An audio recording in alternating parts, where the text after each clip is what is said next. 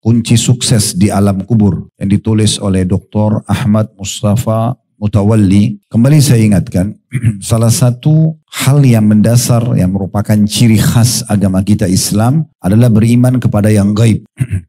Hal yang gaib artinya tidak nampak dengan mata manusia. Dan Allah menyebutkan itu di awal surah Al-Baqarah, alladzina yu'minuna bil ghaibi wa yuqimuna shalah.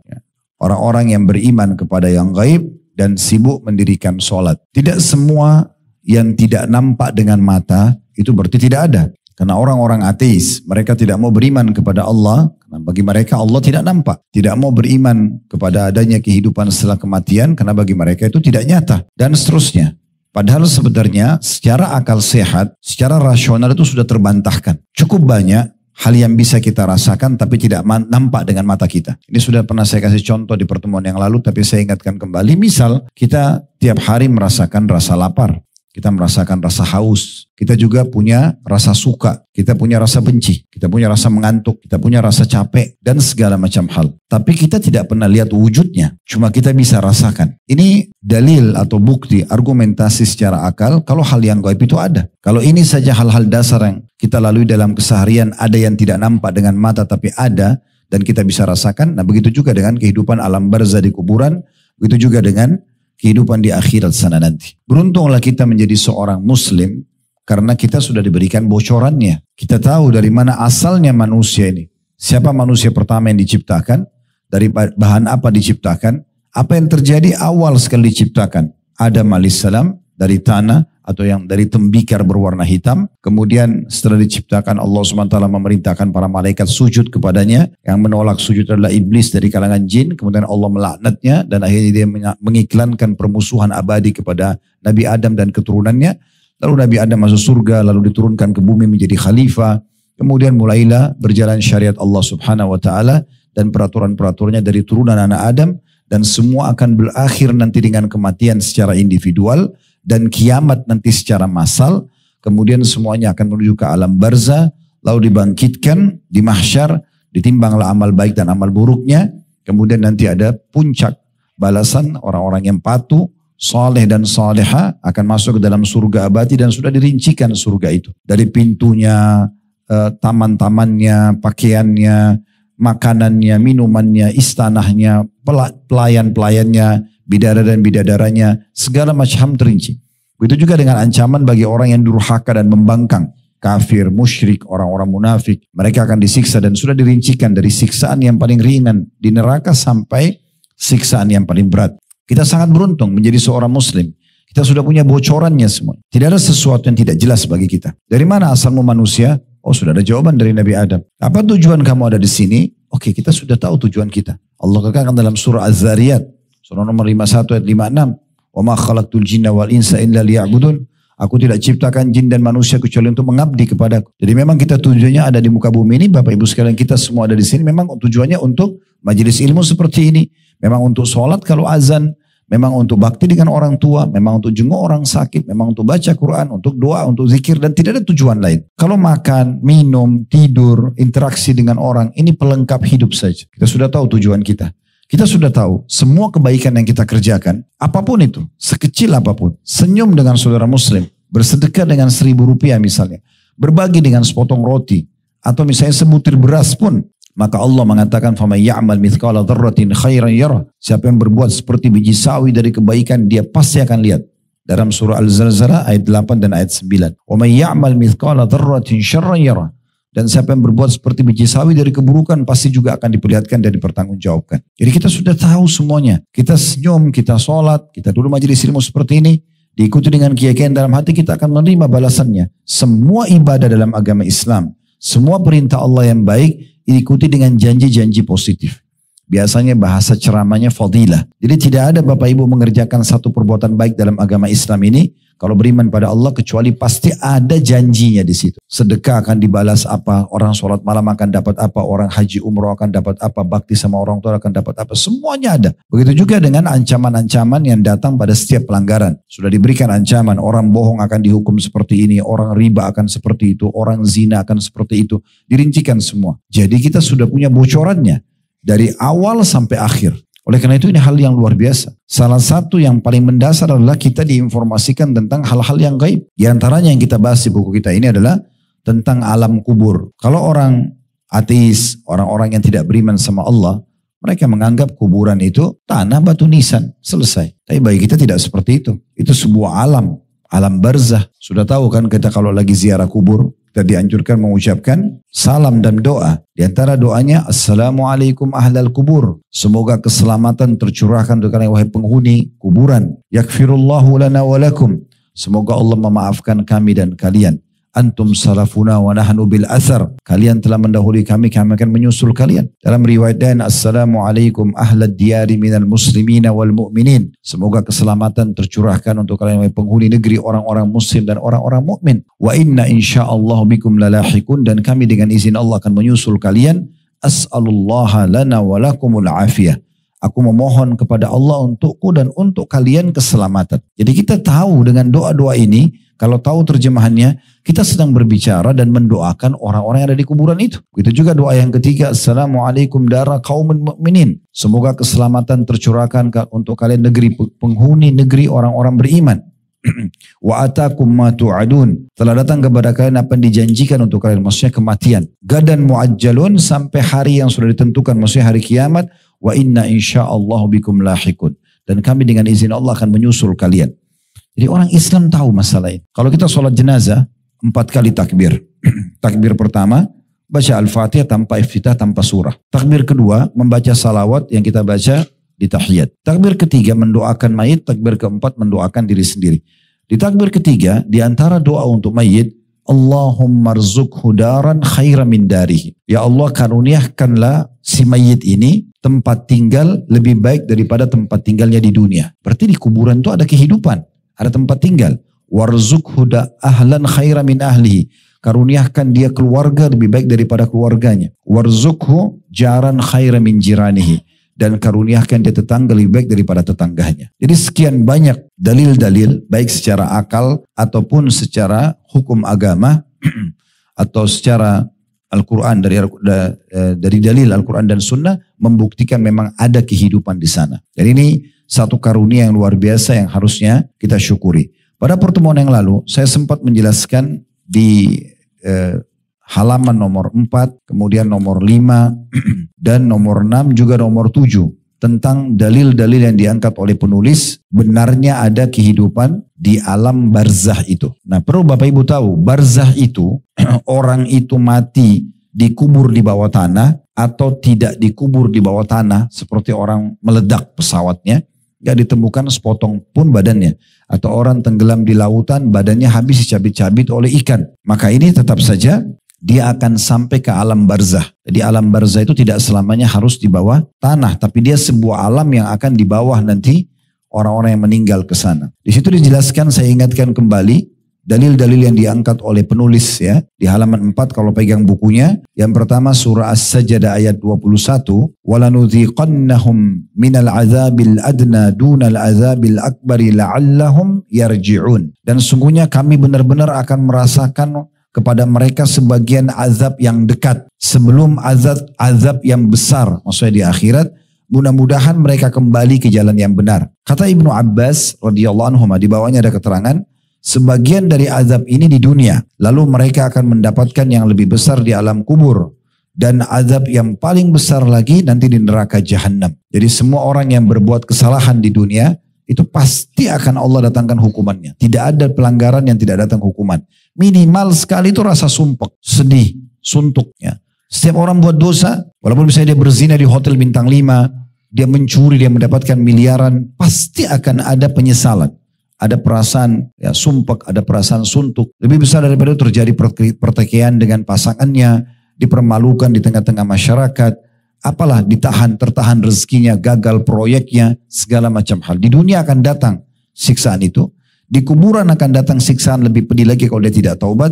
Di neraka lebih berat lagi daripada itu. Itu tafsir dari surah As-Sajdah ayat 21. Ya, berarti sama kalau kita balik Bapak Ibu sekalian ya. Kalau kita patuh, di dunia kita dapat ketentraman. Seperti kita duduk di masjid begini misalnya. Bapak Ibu cuma duduk mendengarkan. Tapi kalau orang ikhlas akan ada ketenangan jiwa. Kita kayak haus ingin dengar apa ini informasinya. Begitu kita dengar hati kita tersentuh. Oh iya ya, harusnya begini ya. Oh harusnya jangan begitu ya.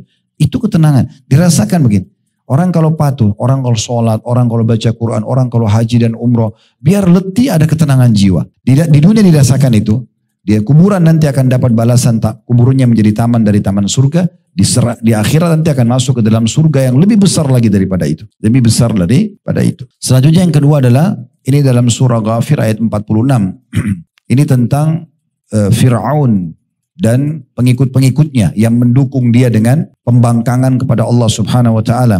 Dalam surah Ghafir ayat 46. An-naru yu'raduna 'alaiha guduwan wa 'ashiyya wa yawma taqumus sa'atu adkhilu ala fir'auna asyaddal 'adzab. Kepada mereka ditampakkan neraka pada pagi dan petang dan pada hari terjadinya kiamat. Diperintahkan kepada para malaikat, masukkanlah Fir'aun dan kaumnya yang kafir ke dalam azab yang keras. Tafsirnya dari surah Ghafir ayat 46, Ibnu Katsir berkata rahimahullah, seorang ahli tafsir, ayat ini merupakan landasan terkuat ahli sunnah wal jamaah dalam menetapkan adanya al-azab barzah di dalam kubur. Di sini Allah subhanahu wa ta'ala menetapkan azab atas Fir'aun dan bala tentaranya di siang dan malam hari. Lalu pada hari kiamat mereka berpindah ke azab yang lebih besar berupa neraka jahanam. Maksudnya Fir'aun sekarang di kuburan sama semua pengikutnya yang kufur kepada Allah. Sekarang setiap hari pagi sampai menjelang malam disiksa, malam sampai pagi lagi disiksa. Begitu terus dalam neraka, dalam kuburan. Sehingga kuburannya menjadi taman dari lubang neraka. Di akhirat nanti akan masuk neraka yang lebih berat lagi daripada siksaan kuburan tersebut. Nah, ini dalil yang kedua tentang adanya kehidupan dan siksa kubur itu sendiri. Yang ketiga yang diangkat oleh penulis adalah surah Al-An'am ayat 93. Itu ada di halaman 5, lanjut di halaman 6. Ya. Yang berbunyi, walau tara idz zalimuna fi ghamaratil mauti wal malaikatu basitu aydihim akhriju anfusakum. Al-yawma tujzauna 'adzabal huni bima kuntum taquluna 'ala Allahi ghairal haqqi wa kuntum an ayati tastakbirun. Alangkah dahsyatnya sekiranya kamu semua, kita semua Allah ajak bicara nih, kalau kamu semua melihat orang-orang yang zalim, orang yang kafir atau banyak dosa tidak sempat taubat, berada dalam tekanan sakaratil maut, waktu dicabut ruhnya, cuman Allah memang tidak izinkan kita melihatnya. Sedangkan para malaikat memukul dengan tangannya ke orang yang dicabut ruhnya yang kafir itu sambil berkata, keluarkanlah nyawamu. Pada hari ini kamu dibalas dengan siksa yang sangat menghinakan. Karena kamu selalu mengatakan terhadap Allah perkataan yang tidak benar. Dan karena kamu selalu menyombongkan diri terhadap ayat-ayatnya. Maksudnya kamu menolak tentang ajaran Islam. Kamu menolak untuk menganut Islam atau kamu menolak untuk menerima nasihat sebagai seorang muslim untuk patuh dan kembali ke jalan Allah dan meninggalkan dosa. Maka ini semua masuk dalam makna ayat ini. Kata penulis, jadi siksaan mereka tidak ditunda hingga habisnya umur dunia, bahkan mereka sudah diazab sebelum hari kiamat, yaitu dengan azab kubur. Kita pindah ke dalil Al-Quran, dari Al-Quran kita pindah ke sunnah. Ini saya cuma ingatkan ya, bukan materi hari ini. Materi hari ini kita akan masuk dari 44 kiat, agar selamat dari azab kubur. Kita akan masuk di poin pertama nanti. Ya, nanti di halaman selanjutnya. Ini saya ingatkan saja. Dalil tentang betul ada siksa kubur itu. Sehingga kita wajar kalau berlindung darinya. Sebagaimana juga ada nikmat di kubur, maka sangat wajar kalau kita mengejar dengan kepatuhan-kepatuhan. Diriwayatkan dari Masruq, masih di halaman 6, dari Aisyah Ummul Mukminin radhiyallahu anha, dakhalat yahudiyatun 'alaiha fastawhabatha syai'a, fawahabat laha Aisyah, faqalat ajarakillahu min 'adzabil qabr. Qalat Aisyah, fawaqa'a fi nafsi min dhalik hatta jaa Rasulullah sallallahu alaihi wasallam fadzakartu dzalika lahu faqala innahum la yu'adzabuna fi kuburim 'adzaban tasma'uhu al-bahaim. Hadis ini ada footnote di situ di bawah ya, diriwayatkan oleh An-Nasa'i dan disahihkan oleh Syekh Al-Albani dalam Sahih Sunan An-Nasa'i nomor 2066. Terjemahannya, kata Aisyah radhiyallahu anha, seorang wanita Yahudi datang kepadanya. Lalu wanita Yahudi itu meminta sesuatu, minta bantuan kepada Aisyah radhiyallahu anha, dan Aisyah pun memberikannya. Maka tiba-tiba wanita Yahudi itu mengatakan, semoga Allah menjagamu dari azab kubur. Maksudnya karena memberi aku ini, aku doakan supaya kamu selamat dari kubur. Lalu Aisyah berkata, perkataannya mengganjal di dalam hatiku. Manakala Rasulullah SAW pulang, aku pun menyampaikan kepada beliau tentang cerita itu. Kata Nabi SAW, betul, mereka memang diazab di alam kubur mereka dengan azab yang dapat didengar oleh hewan-hewan ternak. Dari riwayat ini kita coba gali dulu 3 poin penting. Yang pertama, bolehnya seorang muslim membantu orang non-muslim selama bukan untuk ibadah mereka. Tetangga kita non-muslim, boleh gak kita berbagi makanan? Boleh. Boleh gak kita silaturahim dengan kerabat kita yang non-muslim? Boleh. Boleh kita bakti dengan orang tua kita non-muslim? Boleh. Selama bukan mendukung ibadah mereka, lakukan. Tidak masalah. Makanya Aisyah radhiyallahu anha di sini memberikan bantuan kepada wanita Yahudi yang minta bantuan. Dan kita dalam Islam dianjurkan untuk belajar adil. Maksudnya begini, kalau orang-orang Yahudi sekarang misalnya di Gaza, lagi membantai umat Islam di Gaza, apakah semua Yahudi kita salahkan? Misal ada orang Yahudi tinggal di Indonesia, dia tidak ikut-ikutan. Atau tinggal di Amerika, dia tidak ikut-ikutan. Bahkan dia membantah, dia tidak setuju dengan keputusan pemerintah Yahudi sekarang. Tidak boleh kita menghukum orang yang di sini. Dia tidak salah. Yang salah yang sedang menyerang di sana. Islam menyuruh kita adil. Ya, ini poin penting ya. Jadi kita menghukum orang yang memang melakukan pelanggaran. Bukan dipukul rata. Bukan satu orang Indonesia mencuri di Amerika, seluruh Indonesia dianggap pencuri. Itu tidak adil namanya. Nah, itu poinnya. Kemudian poin yang kedua, yang bisa diambil dari hadis ini atau riwayat ini adalah adanya doa yang dibaca juga oleh orang Yahudi. Tetapi doa mereka, ya, kalau untuk umat Islam, misalnya mereka mendoakan supaya Allah binasakan kita, itu tidak akan diterima. Tidak akan diterima. Tapi kalau ada orang non-muslim berdoa, misal dia berdoa agar mendapatkan petunjuk. Misal seperti pernah dengar Hamzah, paman Nabi, waktu dia sebelum masuk Islam, dia sempat selepas berburu didatangi oleh seorang wanita, yang kebetulan wanita ini menyaksikan di depan matanya, Abu Jahal sedang mencaci maki Nabi Muhammad SAW. Tapi wanita ini tidak tahu harus bantu seperti apa. Wanita ini pun bukan orang muslim. Tapi dia tidak tega melihat Nabi dicaci maki oleh Abu Jahal. Dia keluar dari pintu gerbang Mekah, dia temui Hamzah. Kebetulan Hamzah paman Nabi. Maka dia mengatakan, wahai Hamzah, tidakkah kau membela ponakanmu? Sesungguhnya Abu Hakam atau Abu Jahal telah mencaci makinya. Kata Hamzah, tidak ada yang membelanya. Kata dia, tidak ada. Maka Hamzah datang, kemudian tanpa banyak ngomong, mengambil busur panahnya dipukulkan ke kepala Abu Jahal. Sehingga berdarah. Gitu kan? Lalu Hamzah mengucapkan kata-kata begini. Berani benar kau ganggu dan caci maki Muhammad sementara aku di dalam agamanya. Aku di dalam, padahal ini Hamzah belum masuk Islam. Dia mengatakan aku di dalam agamanya. Maka Hamzah pun akhirnya pulang ke rumahnya sambil dia bingung. Kok saya tadi ucapin saya di agama Muhammad, padahal saya belum menganut agama Muhammad. Lalu malam itu dia berdoa. Dia mengatakan, ya Allah, dalam kondisi dia kafir ya. Dia belum masuk Islam. Dia berdoa, dia mengatakan, ya Allah, kalau seandainya memang agama Muhammad ini benar, tunjukkan aku. Kalau agama Muhammad ini tidak benar, jauhkan aku. Akhirnya besoknya hatinya tenang, dia masuk Islam. Berarti orang kafir boleh berdoa nggak kepada Allah? Boleh. Untuk dia dapat petunjuk, untuk dia diberikan kesembuhan, Allah masih bisa kasih. Kan gitu. Tetapi kalau dia berdoa untuk keburukan umat Islam, tidak akan diterima. Sesuai dengan hadis Bukhari, di mana Nabi SAW pernah jalan dengan Aisyah, lalu seorang pendeta Yahudi lewat dan mengatakan, Assalamu alaikum. Assam, bukan assalam. Ya. Assam artinya kematian. Orang Yahudi ini mau mendoakan buruk Nabi. Tapi dia berharap Nabi nggak dengar. Dia mengatakan Assalamu alaikum. Maka Aisyah dengar dan marah. Mengatakan semoga assam buat kalian.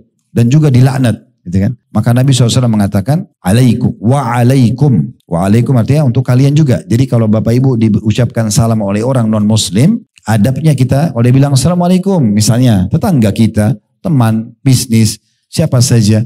Kemudian dibilang Assalamualaikum orang non muslim. Kita jawab. Jawabnya cuma wa'alaikum. Nabi bilang wa'alaikum. Jadi tidak ada salamnya, tidak ada warahmatullah, tidak ada wabarakatuh. Cuma wa'alaikum. Nabi bilang wa'alaikum.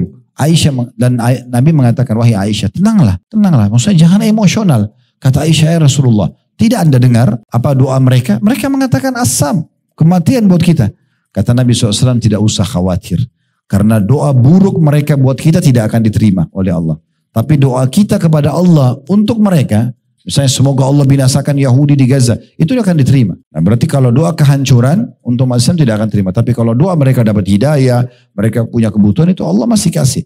Makanya si Yahudi perempuan ini mendoakan Aisyah, mengatakan semoga engkau selamat dari siksa kubur. Nah, gitu. Poin yang ketiga dari hadis ini bisa diambil adalah di saat itu Aisyah radhiyallahu anha rupanya belum memahami, Belum sampai kepada beliau tentang adanya siksa kubur. Maka beliau mengatakan ini mengganjal dalam hatiku. Kenapa kok perempuan Yahudi ini bilang semoga kau selamat dari siksa kubur. Maka waktu Nabi datang aku pun bertanya, memang ada siksa kubur? Nah gitu. Berarti menandakan apa? Bukan aib seseorang belum faham. Ya kan? Bukan berarti orang sudah pengajian 10 tahun lalu sudah faham semua. Enggak. Kami sudah belasan tahun terjun di medan dakwah. Masih ada saja hal-hal baru kalau kita baca buku dari pengalaman, dari dalil yang baru kita dapatkan. Bukan mustahil. Ya. Puluhan tahun bahkan seluruh hidup kita kalau kita belajar agama ini tetap aja masih ada yang kita akan dapatkan yang baru. Ya. Oleh karena itu jangan merasa malu atau risih mengatakan oh saya belum tahu. Karena kalau kita diinformasikan pada saat itu sebuah informasi dan kita mengatakan oh maaf saya belum tahu tolong ajarkan kepada saya. Maka di saat itulah kebodohan kita terhadap ilmu itu hilang. Karena kita langsung mempelajari. Nah itu poin penting. Ya, maka Nabi SAW pun ini pelajaran terakhir menjelaskan tentang ini pelajaran yang keempat. Tadi saya bilang 3 maaf, ini ada 4. Lalu Nabi SAW mengatakan benar. Mereka, Nabi langsung jelaskan orang-orang Yahudi itu, karena mereka kalau tidak beriman akan disiksa di alam kubur mereka dengan azab yang dapat didengar oleh hewan-hewan ternak. Berarti ada kehidupan kuburan. Karena kita sedang bicara tentang 44 kiat selamat dari siksa kubur ya.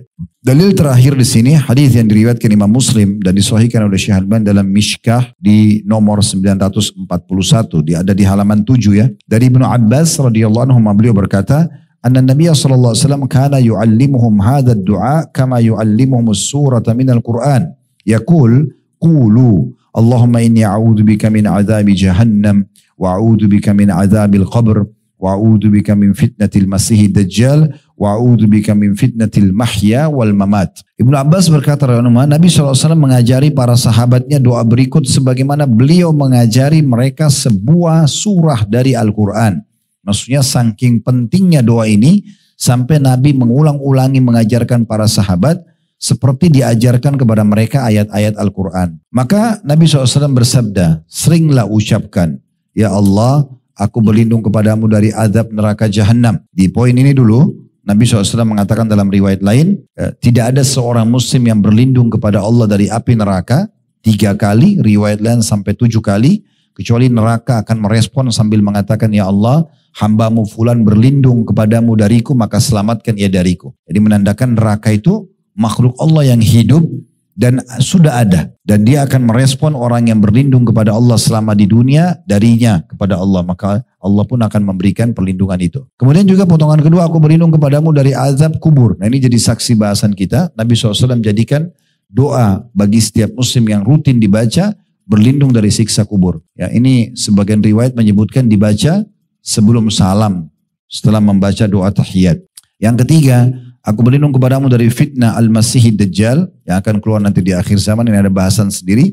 Dan yang keempat, aku berlindung kepadamu dari fitnah kehidupan dan fitnah kematian. Ya.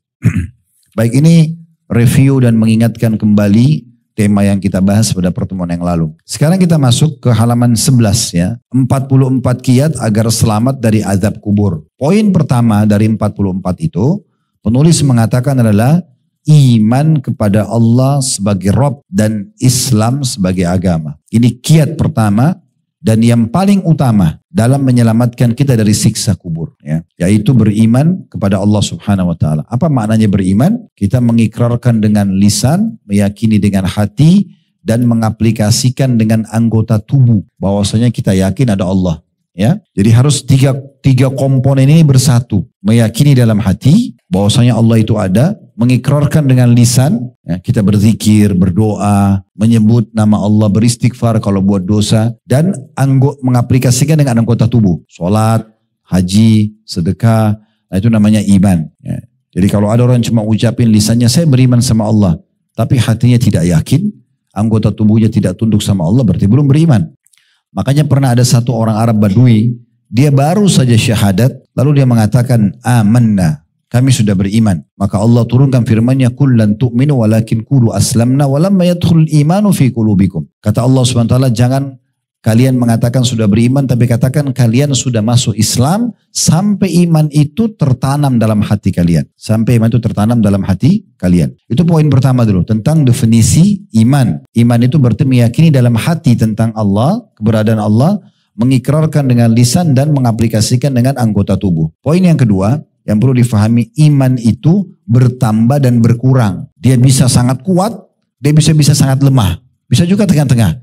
Tergantung dari apa? Amal soleh dan dosa. Makin kuat dan makin baik, makin semangat ya, kita melakukan ibadah, maka makin naik level iman kita. Makin kita membuka pintu pelanggaran dan dosa, makin lemah iman kita. Kenapa orang kalau pergi umroh dan haji merasa imannya sangat kuat?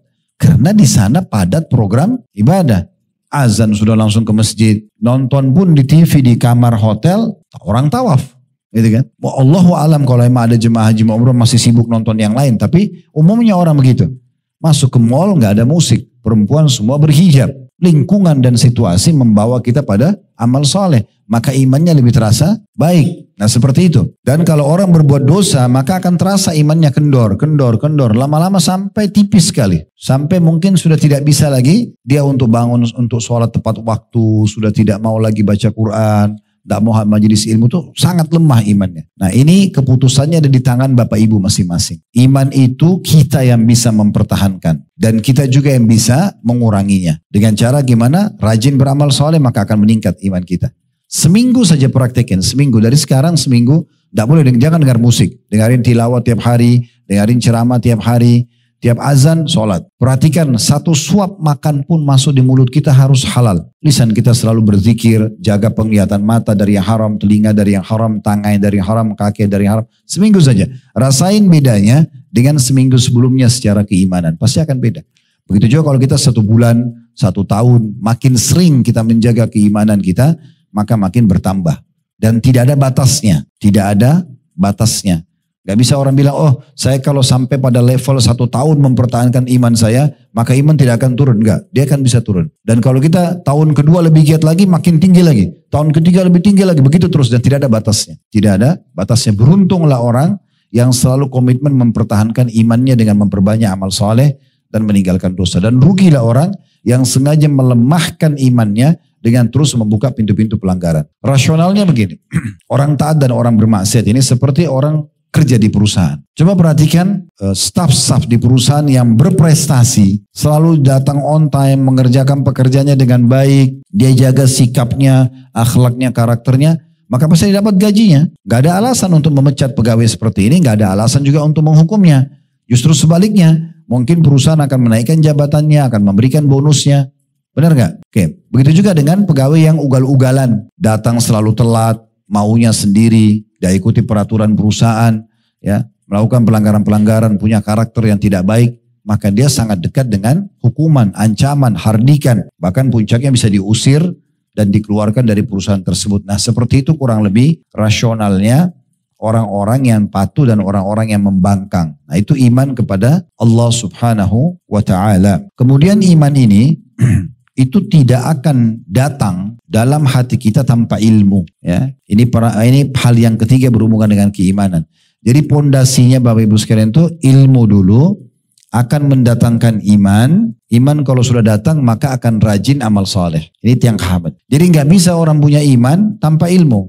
Kalau nggak dulu di majelis ilmu seperti ini atau dengarin pengajian, dengarin ilmu, nggak bakal ada imannya. Ya. Atau mungkin tipis sekali. Gitu. Jadi kita harus pahami ini. Nah makin sering kita menambah ilmu, berarti makin bagus imannya. Maka makin rajin beramal soleh. Nah gitu. Seperti itu poinnya. Ini poin ketiga berhubungan dengan iman kepada Allah Subhanahu wa ta'ala. Maksudnya pondasi keimanan adalah ilmu. Dan agama kita adalah agama ilmu. Agama ilmu. Tidak ada dalam Islam itu bodoh, pengangguran. Ya. Bahkan kalau perlu kita harus menepis bahasa saya tidak tahu. Karena tidak mau belajar ya. Bukan tidak tahu karena belum tahu kemudian dia belajar, tidak. Jadi nggak boleh kita dalam Islam. Tidak boleh nganggur, nggak boleh vakum, nggak boleh malas. Nggak boleh semua dalam Islam. Tidak ada kamus dalam seorang muslim. Dia harus terus belajar. Walaupun di akhir hidupnya. Abu Yusuf rahimahullah. Salah satu murid utamanya Abu Hanifah. Mohon maaf. Salah satu muridnya Abu Hanifah.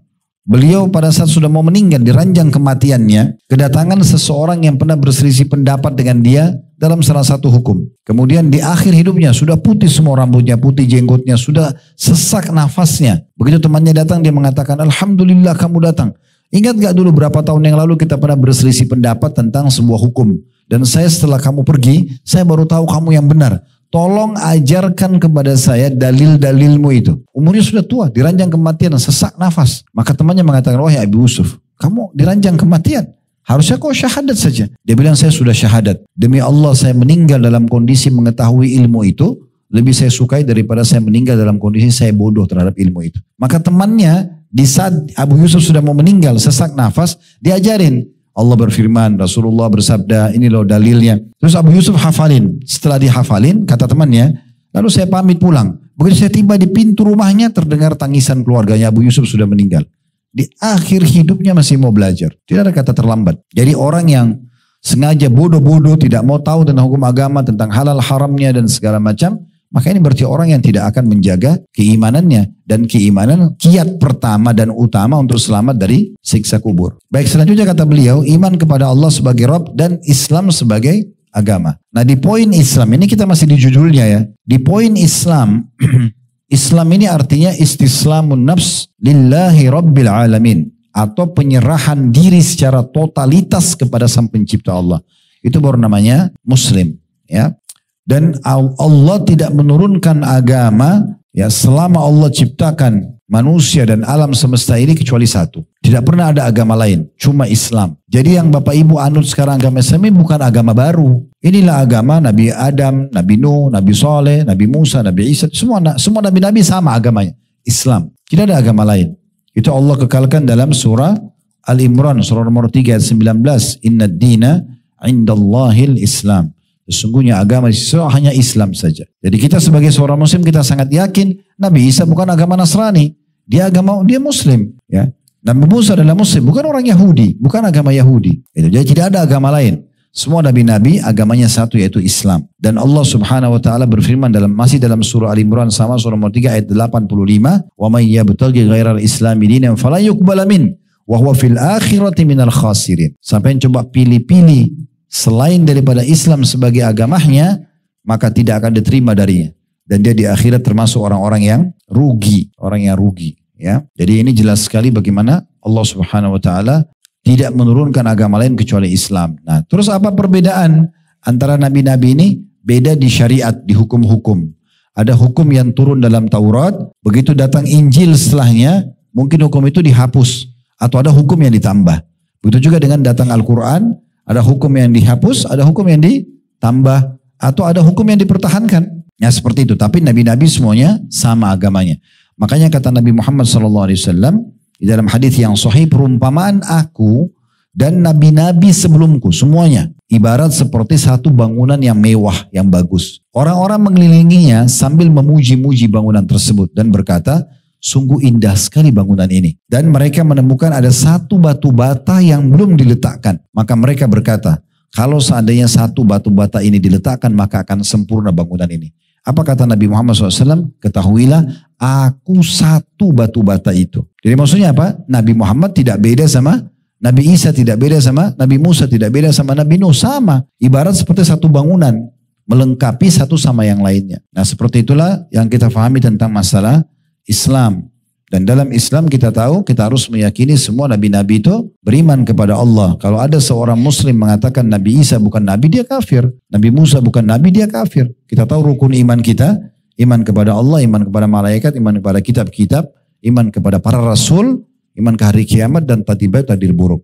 Ya. Ini dari sisi judulnya. Baik, sekarang diangkat dalil oleh penulis hadis Al-Bara' Ibn Azib radhiyallahu anhu dari Rasulullah sallallahu alaihi wasallam, beliau bersabda, ini tentang masalah bagaimana beriman kepada Allah dan Islam sebagai agama itu akan menyelamatkan dari siksa kubur. Dalilnya ini, wa ya'tihi malakani fayujlisanihi fayaqulani lahu man rabbuk fayaqulu rabbi Allah fayaqulani lahu ma dinuk fayaqul diniyal Islam fayaqulani lahu ma hadzal rajul alladhi bu'itha fikum قال فيقول هو رسول الله صلى الله عليه وسلم فيقولان وما يدريك فيقول قرأت كتاب الله فآمنت به وصدقت زاد في حديث جرير فذلك قول الله عز وجل يثبت الله الذين آمنوا بالقول الثابت في الحياة الدنيا الآية ثم اتفقا قال فينادي مناد من السماء أن قد صدق عبدي فأفرشوه من الجنة waftahu lahu baban ilal jannah wa albisuhu minal jannah. Qala fayatihi min rawhiha wa tibiha. Qala wa yuftahu lahu fiha madda basarihi. Terjemahannya, kata Nabi Muhammad SAW tentang ruh orang-orang beriman kalau meninggal. Semoga kita termasuk insyaAllah. Lalu mayit mukmin itu, orang mati yang beriman kepada Allah, laki-laki atau perempuan, didatangi dua malaikat di kuburan. Keduanya mendudukkannya dan bertanya kepadanya, siapa Rabbmu? Pertanyaan yang masyhur dalam kuburan. Maka dia menjawab, Rabbku Allah. Rabb itu artinya pencipta, pemilik, penguasa, yang menghidupkan dan yang mematikan. Jadi kalau misalnya ibu dan bapak baca Rabbik firli wali itu kita sedang memanggil, wahai penciptaku, wahai yang memilikiku, yang menguasaiku, yang menghidupku, yang mematikanku, gitu ya. Rabbku Allah. Keduanya para malaikat kembali bertanya lagi, apa agamamu? Dia menjawab, agamaku adalah Islam. Keduanya bertanya lagi, siapa laki-laki ini yang diutus untuk kalian atau kepada kalian? Dia menjawab, beliau adalah Rasulullah sallallahu alaihi wasallam. Keduanya kembali bertanya, dari mana engkau mengetahuinya? Maka mayit ini menjawab, aku membaca kitab Allah, maksudnya Al-Quran. Dan maka aku beriman kepadanya dan membenarkannya. Dalam hadis Jarir nama orang ya, ada tambahan, yaitu tambahan hadisnya. Ini adalah makna firman Allah Subhanahu wa taala. Allah ini gak dimiringkan tulisannya, kalau yang pegang bukunya ya, itu menandakan terjemahan dari ayat Al-Quran. Allah meneguhkan orang-orang yang beriman dengan perkataan yang teguh dari surah Ibrahim ayat 27.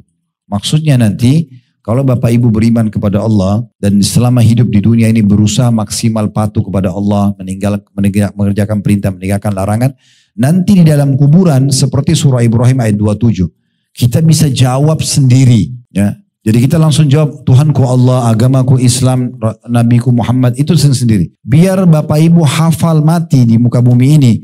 Sekarang sudah hafal, Tuhanku Allah, Nabiku Muhammad, agamaku Islam, tapi nggak pernah sholat, tapi nggak pernah patuh sama Allah, nggak beriman sama Allah, nggak bisa jawab. Dia tidak bisa jawab.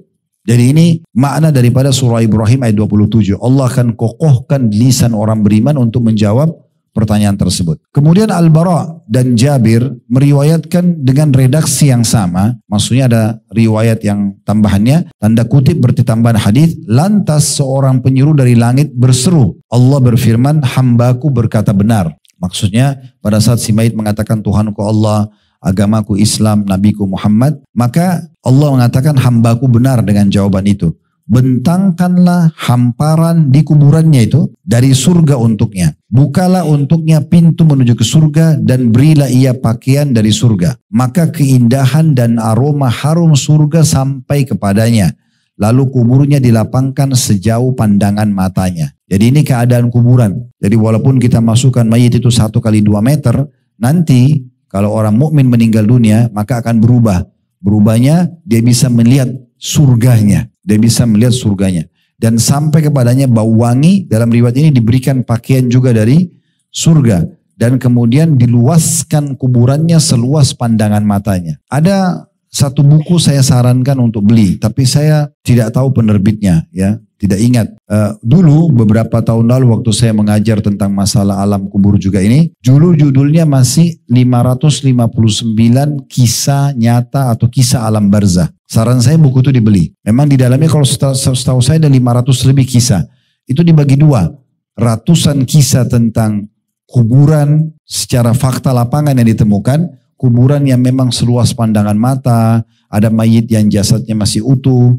Dan ada ratusan cerita tentang siksa kubur. Ada orang baru dimasukkan di kuburan tapi tiba-tiba teriak, terdengar suara, begitu digali ditemukan ada rantai api di dadanya dan segala macam. Itu ada diangkat kisah. Nah, salah satu yang diangkat dalam kisah buku itu, kisah nyata di Irak terjadi, ada seorang penggali kubur. Dia pada saat menggali kubur, setelah selesai karena dia capek, dia sandar di dinding kubur itu, ternyata jebol. Begitu jebol, dia melihat dengan penyampaian dari dia, kuburan itu, tanah itu luas pandangan mata. Dan di dalamnya ada mayit yang di dadanya ada bunga mawar. Jadi jenazahnya masih utuh, kain kafannya masih utuh. Begitu pernyataan, dan itu diangkat juga oleh Ibnu Rajab rahimahullah dalam kisah-kisah seperti ini. Ya sebenarnya cukup banyak. Tetapi walaupun tidak ada bukti seperti ini, tetap saja seorang mukmin, karena kita sedang bicara tentang iman kepada Allah, berarti tidak ada keraguan tentang informasi yang disampaikan oleh Allah dan Rasulnya. Kalau Bapak Ibu masih ragu, benar nggak sih? Berarti imannya masih masalah. Ya. Ciri orang beriman justru apapun yang disampaikan. Masuk akal, tidak masuk akal ya sudah saya beriman. Nah seperti itu. Seperti yang saya katakan tadi di awal, ini bocoran dari Allah. Justru harusnya kita sudah bersyukur kita dapat informasi seperti ini. Baik itu keadaan kuburan orang-orang beriman. Ya, akan dibentangkan hamparan dari surga, dibukakan untuknya pintu menuju ke surga, dan diberikan pakaian dari surga. Kemudian keindahan dan aroma surga itu akan sampai kepadanya, dan kuburannya diluaskan seluas pandangan matanya. Ya. Ada riwayat tentang surga, riwayat yang dihasankan oleh para ulama. Ini pernah kita bedah di buku Rasulullah SAW cerita tentang surga dan neraka. Jadi Nabi SAW mengatakan, sungguh demi zat yang jiwaku dalam genggamannya, seseorang di antara kalian nanti lebih mengenal istananya di surga daripada rumahnya di dunia. Bagaimana bisa? Kita belum pernah masuk ke surga. Karena ulama mengatakan di kuburan nanti kita setiap hari menikmati surga kita itu. Tapi kita belum bisa masuk ke dalamnya. Sehingga kita hafal benar sudut ke sudutnya. Jadi pada saat masuk nanti di akhirat, kita lebih kenal istana daripada rumah kita di dunia. Sekarang kalau kita pernah kontrak di satu tempat, anggaplah kita atau kita nginap di satu hotel lah. Satu hari aja kita sewa. Kira-kira kita lupa hotel itu? Gak mungkin. Pasti kita ingat kan? Oh hotel ini saya pernah nginap. Oh kota itu saya pernah datang. Oh kos-kosan itu saya pernah ngontrak di sana atau sewa. Kita pasti ingat. Apalagi kalau rumah milik kita gitu kan. Nah di surga nanti kita akan lebih mengenal istana kita di surga. Pada saat nanti masuk, begitu kita masuk kita tahu ini istana saya. Karena selama di alam barzah kita sudah melihatnya dan menikmati aromanya. Sebaliknya sekarang lanjutan riwayatnya. Qala wa innal kafira fadzakara mautahu qala wa tu'adu ruhuhu fi jasadi wa ya'tihi malakani fayudisanihi fayaqulani lah man rabbuk fayaqul ha la adri fayaqulani lahu ma dinuk fayaqulu ha la adri fayaqulani ma hadha ar-rajulu alladhi bu'itha fikum fayaqulu ha la adri fayunadi munadi minas sama' an kadhab فأفرشوه من النار وألبسوه من النار وافتحوا له بابا إلى النار قال فيأتيه من حرها وسمومها قال ويضيق عليه قبره حتى تختلف فيه أضلاعه ثم يقيد له أعمى أبكم معه مرزبة من حديد لو ضرب بها جبل لصار ترابا قال فيضربه بها ضربة يسمعها ما بين المشرق والمغرب إلا الثقلين فيصير ترابا قال ثم تعاد فيه الروح. Terjemahannya, adapun orang kafir kata Nabi SAW, titik-titik di situ maksudnya ada cerita panjangnya. Beliau menyebutkan tentang proses kematiannya. Di sini tidak disebutkan lagi karena mau disaksi bahasa tentang keadaan kuburannya. Lalu beliau SAW mengatakan kemudian ruhnya pada saat jasadnya diantar di kuburan, ruhnya dikembalikan ke jasadnya. Lalu dua malaikat mendatanginya, mendudukkannya. Kemudian keduanya bertanya kepadanya, siapa Rabbmu? Dia menjawab, aku tidak tahu. Keduanya kembali bertanya, apa agamamu? Maka dia menjawab, aku tidak tahu. Keduanya bertanya lagi, siapa laki-laki ini yang diutus kepada kalian? Maka dia juga menjawab, aku tidak tahu. Lantas penyuruh dari langit berseru, dia telah dusta. Bentangkanlah hamparan dari neraka untuknya dan berilah dia pakaian dari neraka serta bukakanlah baginya pintu menuju ke neraka. Maka hawa panas api neraka sampai kepadanya. Lalu kuburnya disempitkan hingga tulang-tulang rusuknya bersilangan. Kemudian dikirimkan kepadanya laki-laki dari kalangan malaikat, wujudnya seperti laki-laki, yang buta dan bisu membawa palu godam besi di tangannya. Malaikat ini tidak punya penglihatan. Allah ciptakan begitu. Dia tidak dengar, tidak lihat, tapi dia membawa satu besi godam besar yang seandainya palu besi itu dihantamkan ke gunung, niscaya gunung itu akan hancur menjadi debu. Lantas orang itu, malaikat tadi menghantam si mayit dengannya. Pukulan itu didengar oleh seluruh makhluk antara timur dan barat kecuali jin dan manusia. Setelah itu dia akan menjadi tanah hancur lebur, lalu ruhnya dikembalikan lagi kepadanya. Maksudnya diutuhkan lagi, dipukul lagi begitu. Sampai nanti hari kebangkitan. Potongan riwayat yang kedua ini menjelaskan kepada kita sebaliknya. orang yang tidak beriman kepada Allah Subhanahu wa taala akan merasakan siksaan seperti ini ya. Tidak usah terpengaruh dengan bentuk kuburannya. Mau semewah apapun bentuk kuburan, pakai marmer, pakai apa saja, selama yang di dalamnya orang kafir dan tidak beriman pada Allah pasti jadi lubang dari lubang neraka. Dan akan disiksa seperti penyampaian Nabi SAW. Walaupun tanah kuburan itu cuma gundukan tanah, tidak terurus, penuh dengan rumput-rumput liar, tapi di dalamnya orang beriman tetap akan menjadi taman dari taman surga. Nah ini poin yang harus digarisbawahi. Dan kita lihat di sini orang kafir, ya, bagaimanapun dia mengetahui sebenarnya kalau Nabi Muhammad itu pernah dia dengar, Islam pernah dia dengar, gitu kan? Mereka tahu Allah itu, tapi mereka tidak beriman, maka mereka tidak bisa menjawab. Allah kunci mulut mereka. Mereka cuma mengatakan, saya tidak tahu. Ya, padahal sebenarnya dia tahu. Makanya di sini ada penyuruh mengatakan dia telah dusta. Sebenarnya dia tahu, cuma dia nggak bisa jawab. Maka dengan itu Allah Subhanahu Wa Taala menghukum dia. Kita akan kuatkan dengan poin yang kedua, kiat yang kedua. Karena ini satu kesatuan. Beriman kepada Rasulullah Sallallahu Alaihi Wasallam. Dan insya Allah kita tutup dengan ini nanti ya. Kita akan buka pertanyaan setelah ini. Iman kepada Muhammad SAW sebagai Nabi dan Rasul. Bagaimana iman kepada Nabi Muhammad? Membenarkan risalah beliau. Dan mengamalkan isi perintah beliau. Banyak orang mengaku, saya pengikut Nabi Muhammad, saya orang Islam. Tapi tidak menjalankan ya perintah beliau SAW. Orang beriman kepada Nabi Muhammad SAW harus meyakini bahwa memang beliau adalah salah satu utusan dan kemudian menerima syariat dari beliau. Perintahnya dikerjakan, wajib atau sunnah, dan ditinggalkan apa yang dilarang, haram atau makruh. Walaupun sebenarnya kita lebih fokus kepada perintah yang wajib. Yang sunnah berarti pilihan atau opsional. Yang ditinggalkan yang haram, makruh ikut. Gitu kan? Nah seperti itu. Artinya makruh masih boleh dikerjakan, tetapi yang haram mutlak harus ditinggalkan. Itu makna beriman kepada Nabi Muhammad SAW sebagai Nabi dan Rasul. Dan ada konsekuensi dalam beriman kepada Nabi dan Rasul, ya, yaitu kita harus mendahulukan cinta kita kepada Nabi Muhammad SAW daripada diri kita sendiri. Jadi maksudnya apa? Apapun yang Nabi SAW perintahkan, walaupun jiwa kita tidak suka, kita terima. Apapun yang Nabi SAW larang, walaupun kita suka, kita tinggalkan. Makanya kata Nabi SAW, tidak akan beriman seseorang yang terhadap kalian, maksudnya kepada risalahku, kepada Allah juga, gitu kan? Sampai hawa nafsunya mengikuti apa yang aku bawa. Jadi misalnya contoh, kita mungkin ibu-ibu merasa gerah kalau pakai jilbab. Tapi karena perintah Allah dan Rasulnya kita kerjakan. Tutup misalnya, kan gitu. Mungkin, mohon maaf, kita lihat cukup banyak pekerjaan di luar sana. Tetapi umumnya haram. Karena agama Allah dan Rasulnya melarang, kita tinggalkan. Dan kita hanya fokus kepada halal, walaupun misalnya di saat itu, di tempat itu adalah pendapatan halal itu sangat minim. Misal contoh, dan seterusnya. Nah seperti itu.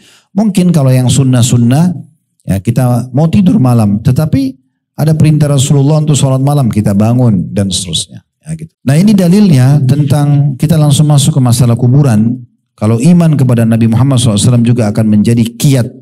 Dari 44 kiat itu, ini kiat yang kedua, selamat dari siksa kubur. Hadis Anas bin Malik radhiyallahu anhu, dia menyampaikan kepada orang-orang bahwa Rasulullah SAW bersabda, Innal abda idha wudi'a fi qabri wa tawalla anhu ashabuhu wa innahu la yasma'u qar'ani alihim atahu malakani fayuq'idanihi fayakulan ma kunta taqulu fi hadzal rajul li Muhammadin sallallahu alaihi wasallam fa ammal mu'min fayaqulu asyhadu annahu abdullahi wa rasuluh fayuqalu lahu undur ila maq'adika minan nari qad abdalakallahu bihi maq'adan minal jannah fayarahuma jami'a qala Qatada wa dhukira lana annahu yufsahu lahu fi qabri ثم رجع إلى حديث أنس قال وأما المنافق والكافر فيقال له ما كنت تقول في هذا الرجل فيقول لا أدري كنت أقول ما يقول الناس فيقال لا دريت ولا تليت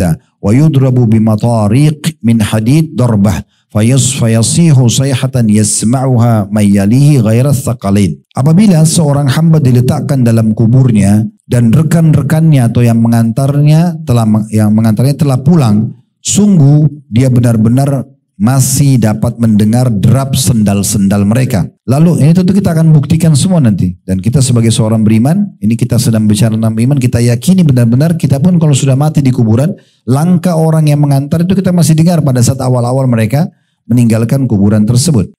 Lalu datang kepadanya setelah orang-orang yang antar pergi, 2 orang malaikat.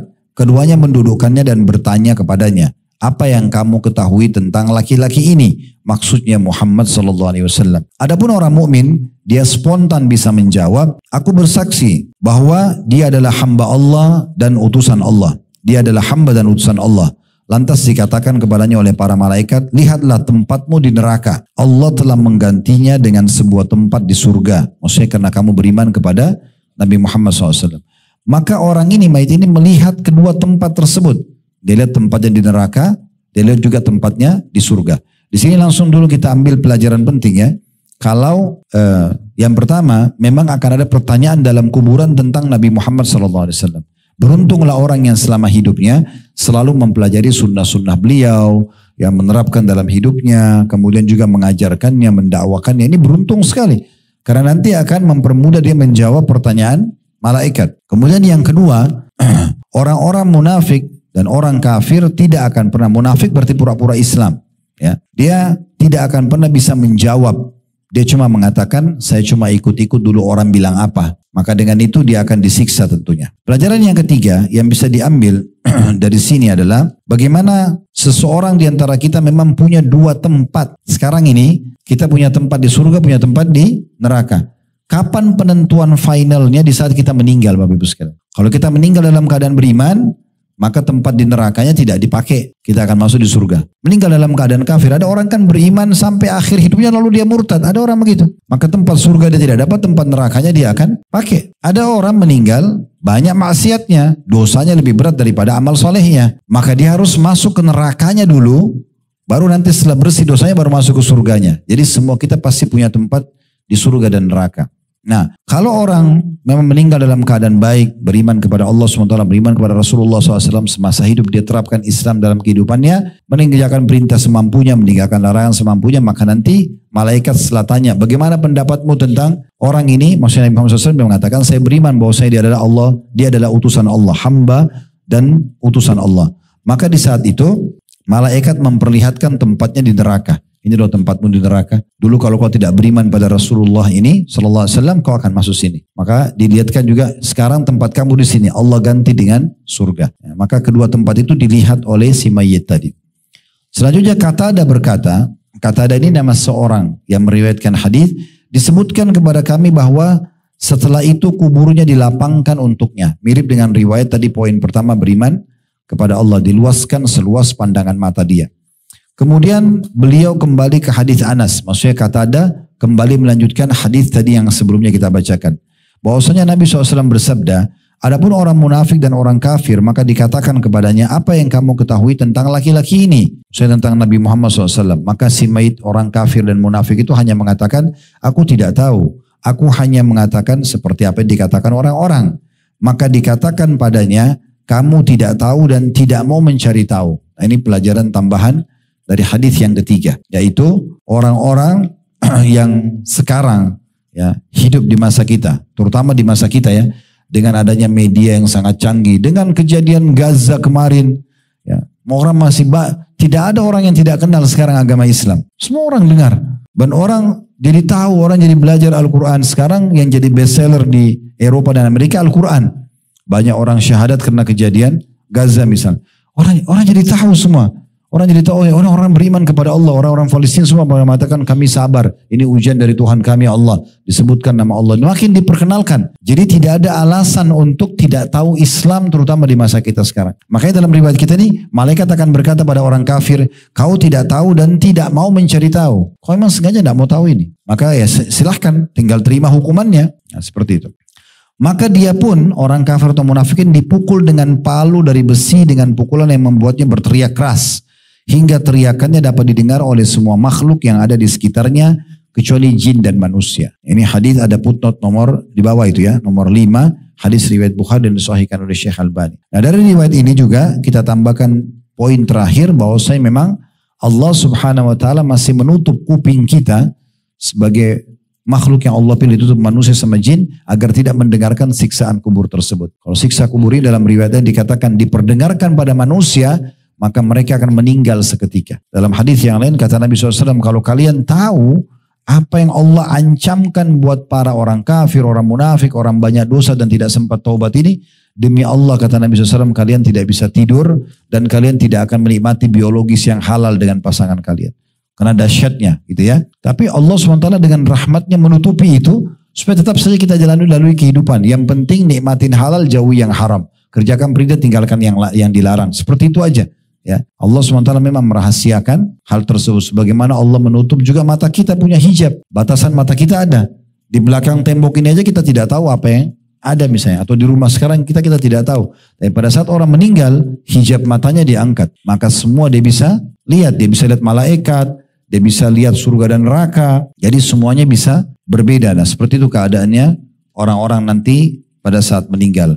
Oleh karena itu kesimpulan yang bisa kita ambil teman-teman sekalian, selalulah jaga iman kita kepada Allah SWT, pupuk selalu, tambah, kuatkan. Begitu juga dengan kepada Rasulullah SAW, dengan cara bagaimana kita memperkuat ilmu, kemudian terus kita beramal saleh. Ya, saya sudah sering ingatkan, kalau sudah belajar agama begini misalnya, maka tinggal bagaimana menerapkan dan istiqomah setelahnya. Dan kiatnya ada 4.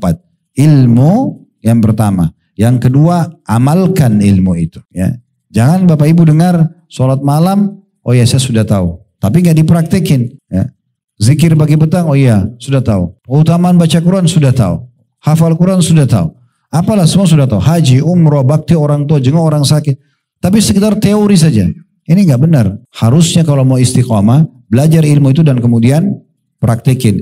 Nah dalam mempraktekin ini saya sudah sering bahasakan harus dipaksa. Paksa untuk puasa Senin Kamis, paksa untuk zikir pagi petang, paksa untuk baca Quran, paksa untuk sholat malam, paksa sholat duha, paksa. Dan orang kalau sudah berusaha, kata Allah SWT, walladzina jahadu fina lanahdiyannahum subulana. Walladzina jahadu fina lanahdiyannahum subulana. Ini di akhir surah Al-Anfal seingat saya.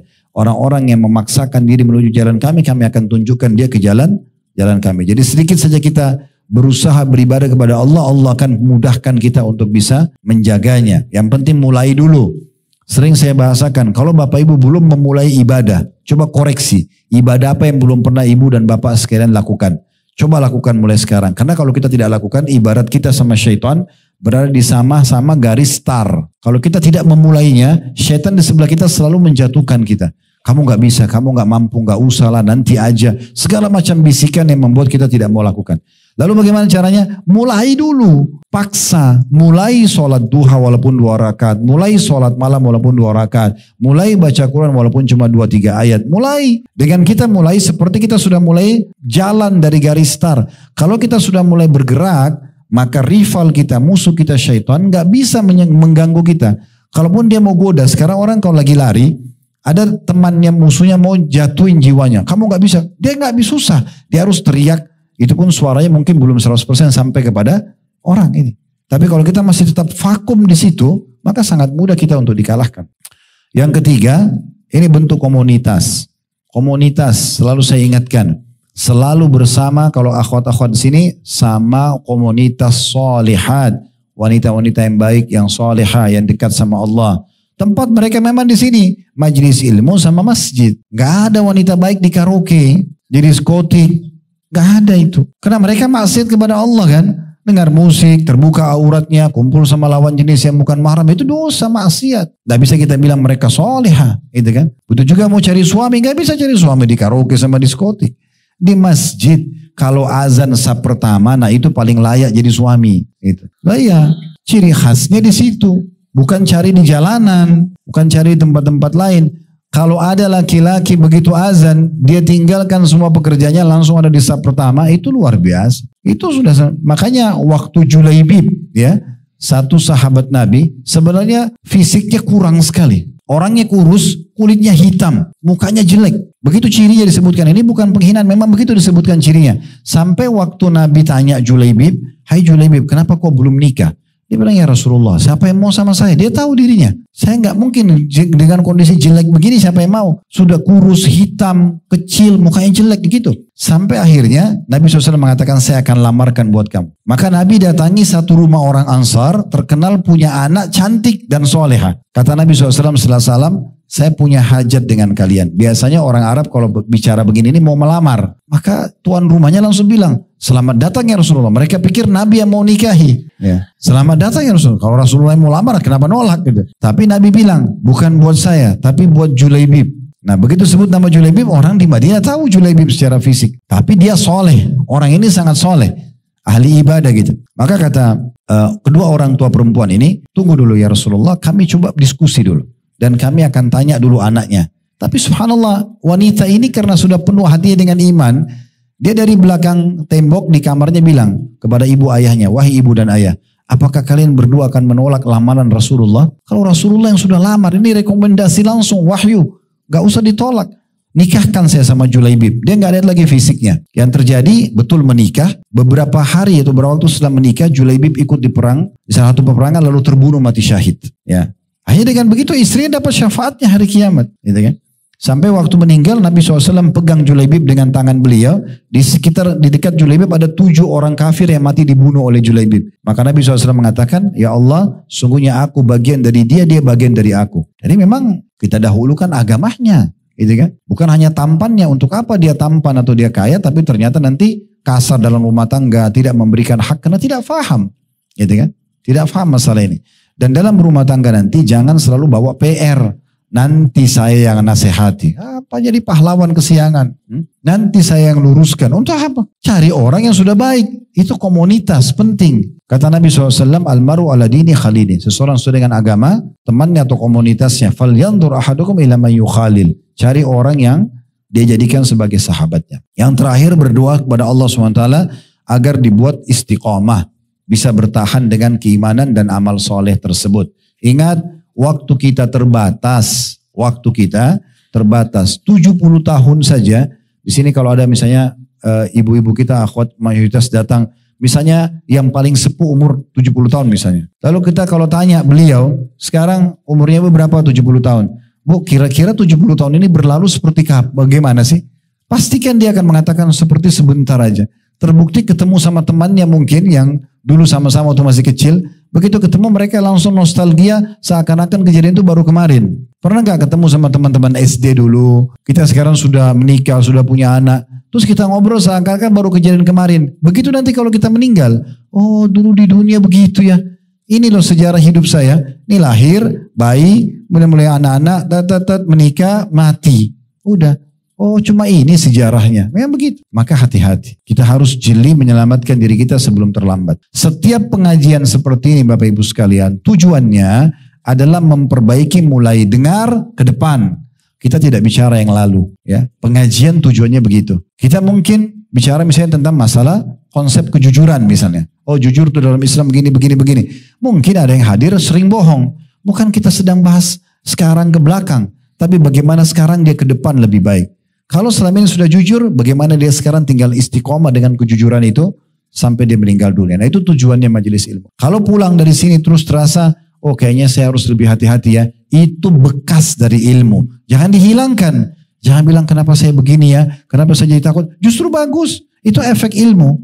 Sebagaimana orang kalau duduk dengan ahli maksiat, maka dia cerita tentang perzinahan tadi malam, kita termotivasi juga mau lakukan yang sama. Nah begitu dengan majelis buruk, begitu juga dengan majelis-majelis orang yang baik. Maka akan memotivasi kita untuk selalu patuh kepada Allah SWT. Ini nilai yang sangat mahal, jangan disia-siakan. Ingat, mati itu sesuatu yang misterius. Kita tidak tahu kapan datang, di mana datangnya, kapan dia datang ini ya, bentuknya seperti apa kita tidak tahu. Dia kalau datang tidak kenal, mau orang kaya, mau orang miskin, laki-laki, perempuan, muda, tua, sakit, sehat, mati di saat itu. Tidak bisa kita menghindar. Kata Nabi SAW, kalau Allah ingin merenggut nyawa seorang hamba di sebuah tempat, Allah akan buat dia punya hajat di situ. Dia ke sana lalu Allah renggut nyawanya. Meninggal dunia. Dan kalau kita sudah meninggal dunia, kenangan di dunia ini tentang kita, itu hanya hitungan hari. Hari pertama kita meninggal, orang bilang, oh ini rumahnya si fulan, oh ini bajunya, oh ini sepatunya, oh ini, oh ini, oh pernah menjabat ini. Setelah itu, seminggu, 2 minggu, sebulan, lama-lama orang lupa. Di sini saja yang hadir. Siapa di antara kita yang tahu tentang kisah kakek-kakeknya? Ada? Gak ada. Atau ayah kakeknya lah. Atau mungkin kakeknya atau neneknya mungkin. Mungkin dia sudah tidak ingat apa saja yang dikerjakan oleh nenek dan kakeknya kan. Berarti generasi 1 atau 2 saja kita sudah dilupain ini. Udah gak ada lagi. Yang tinggal bersama kita amal kita. Beruntunglah orang yang faham ini. lalu dia segera menyelamatkan dirinya tentunya. Allahu a'lam.